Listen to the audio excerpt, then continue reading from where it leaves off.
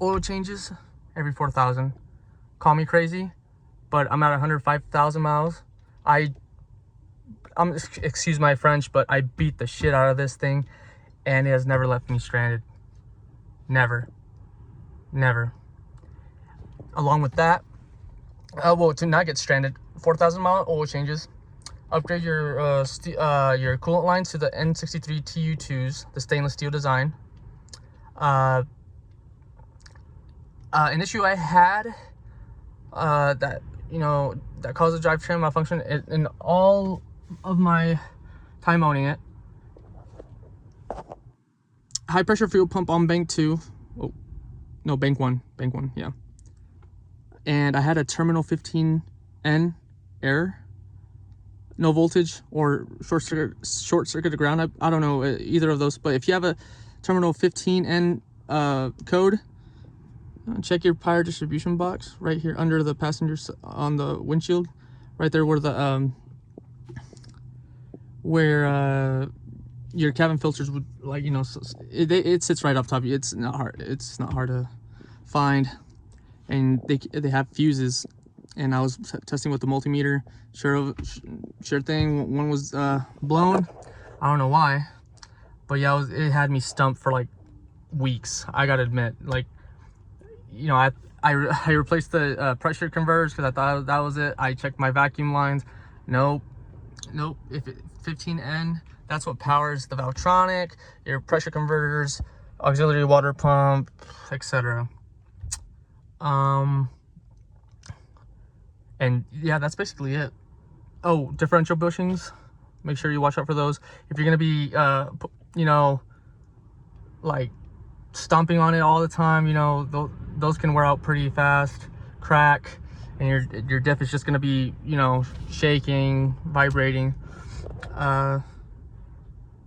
Yeah, I mean, that's basically it. I mean, and by doing those things, I promise you, on a TU2, just a TU and above, if you do those things, like, your reliability will go up. I can confidently say by 50%. Honestly, I've never had a top up with coolant ever since I upgraded those to TU2s, because that was just a pain in the ass. Like, I would get the rubber ones. It doesn't matter if they're OEM or no. They start leaking around the clamps. No. With these, nope. Not a drip. And I say that confidently. These things are much more reliable than the original N63s. That, and with the horsepower bump, the tuning capabilities with boot mod. I do it with my phone. I have, again, like set a router, hotspot, boom, on the fly. And just like, and the LEDs, the adaptive LEDs look sharp.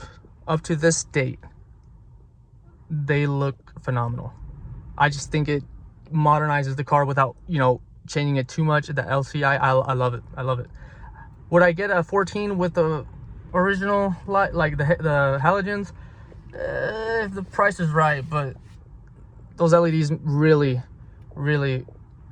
make it so much modern, like keeps it up to date.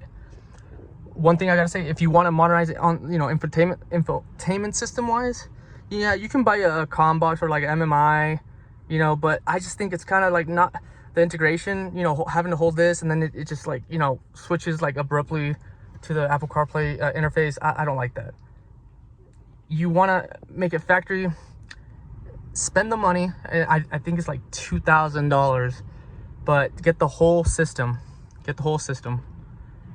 Coded, and I think it's ID6. Damn, I'm not real familiar with the versions, but yeah, I've been looking into that.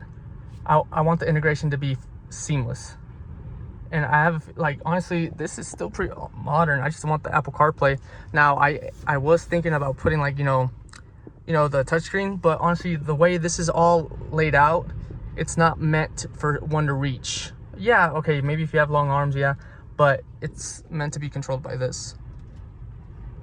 So that's just my take. One One thing I wish I had was the heated steering wheel, but I knew once I saw this on Carvana, I knew she was the one. Jet black, has all the safety blind spot, heads up display, lane changes, or I don't know what systems are called, but it has 4 buttons. I'm just missing the night vision. Soft closed doors. You know, it's fine. Like, just, I don't see how many people have problems. Like, if you start getting a lot of electrical issues, make sure your battery's in good condition, and register it with Beamer Link. Yeah, you can't just put the battery in there and then boom. No injector failure as of yet. I do put some Lucas fuel treatment in between oil intervals. Like, if I do in 4,000 mile intervals, every 2,000 I put some Lucas in there, and it's kept my injectors happy. I think they're what are they called? Something 5. It's the number 5, I think, or yeah, 5. IU5, or I'm sorry, you guys can roast me in the comments, but yeah, it's with the number 5. Oh wait, my brother just got his engine replaced, and his old engine's at the house, and I pulled one out. These are it. Let me see what they say. Well, it's too dark, but yeah, look like this.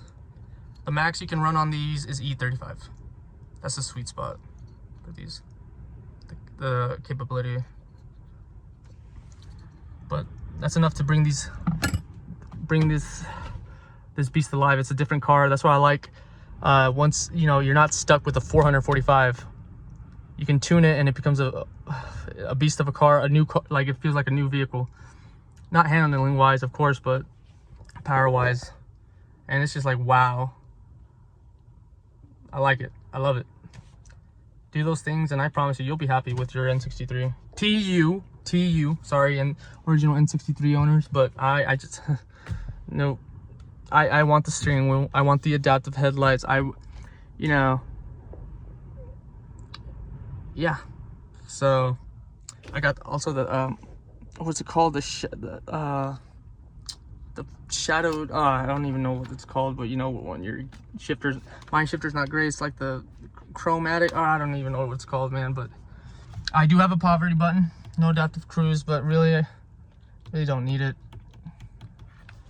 I mean, honestly, yeah, if it came with it, I would use it. But yeah, but honestly, this video has been so long. I'm so sorry, guys, but I'm just trying to fill you guys in. If buying one, let me just tell you something. If you're buying one and it's pretty cheap, make sure you inspect it properly. And if it seems like it's too expensive, but it's for a reason.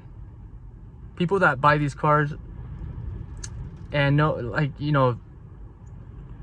actually take care of them, you'll know it in the price. So if you see one on, let's say a 2014, let's say 90,000 miles, and it's at 10,000, I don't know.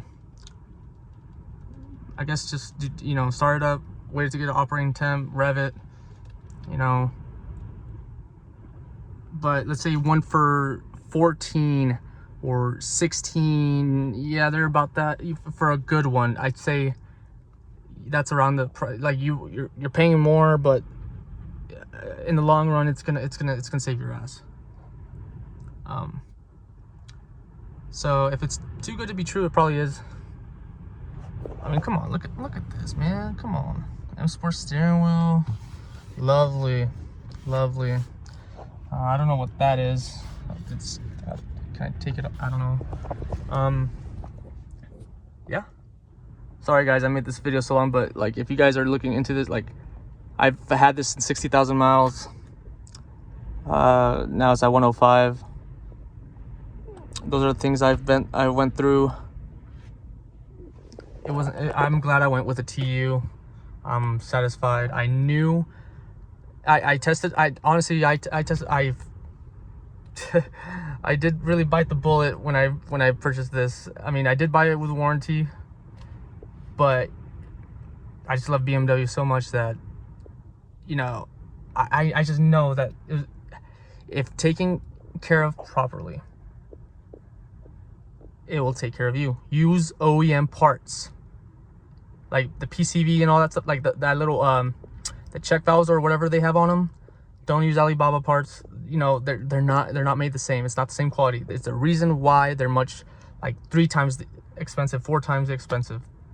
But you're not gonna have to replace them frequently. Trust me. Stop the bashing. If your N63 took a shit on you, you did something wrong. Sorry. This design, like, how are they gonna go with testing such a design? Yes, it's gonna be its flaws, but the cooling system is actually pretty efficient. And now with boot mod, on the settings, you have max cooling mode. Always have that on every map. You know, it doesn't apply extra load. Dang, I don't even know where I'm going with this, man. But yeah, BMW for life, baby.